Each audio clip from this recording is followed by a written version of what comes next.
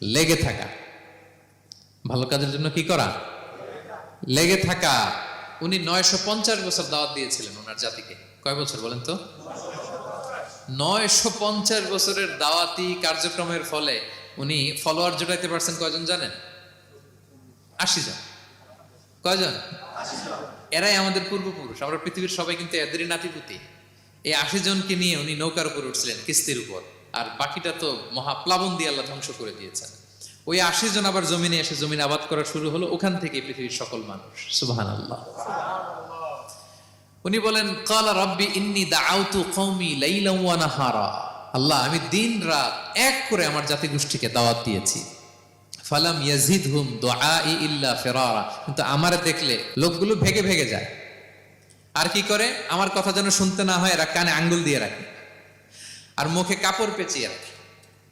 নূহ আলাইহিস সালাম তারপরও থামতেন না, কন্টিনিউয়াস দাওয়াতি কাজ। লোকজন নূহ আলাইহিস সালামকে পিটিয়ে আধামরা করে কাঁথা দিয়ে পেঁচিয়ে পাহাড়ে রেখে আসতেন। ওইখান থেকে এসে নূহ আলাইহিস সালাম আবার দাওয়াত দিতে শুরু করতেন।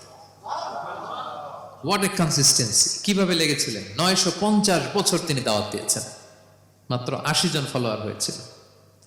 তাহলে আমরা অল্প দাওয়াতি কাজ করেই আমরা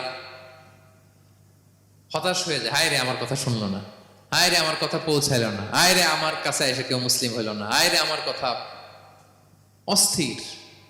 আপনার কাজ হচ্ছে পৌঁছে দেওয়া, আপনার কাজ হচ্ছে কোরআনের কথা মানুষকে বলা।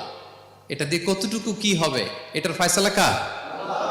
তাহলে নূহ আলাইহিস সালামের জীবনী থেকে আমাদের শিক্ষা হচ্ছে কনসিস্টেন্সি। 950 বছর উনি লাগাতার দাওয়াত দিয়েছেন, থামে নাই, হতাশ হয় নাই, হাল ছাড়া নাই। নবীরা কখনো হাল ছাড়ে না। সুবহানাল্লাহ পড়ে। ইয়াকুব আলাইহিস সালাম, ওনার জীবনী থেকে শিক্ষা হচ্ছে পেশেন্স, ধৈর্য। আমাদের অনেকের ধৈর্য নাই, আমরা অস্থির, অল্পতে ধৈর্য হারাই ফেলি। ধৈর্য এমন একটা গাছ, এই গাছের সারা গায়ে অনেক কাঁটা, কিন্তু এই গাছের ফল বড্ড মিষ্টি।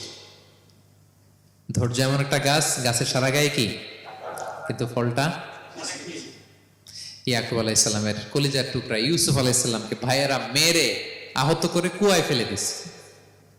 কুয়া থেকে নিয়ে মিশরে বিক্রি করে দিছে। এখন এতিম হয়ে আরেক জায়গায় থাকে। বাবার কলিজা ফেটে যায়, ছিঁড়ে যায়, কিন্তু কাউরে বিচার দেয় না, কাউরে কিছু বলে না। উনি বলে, ইন্না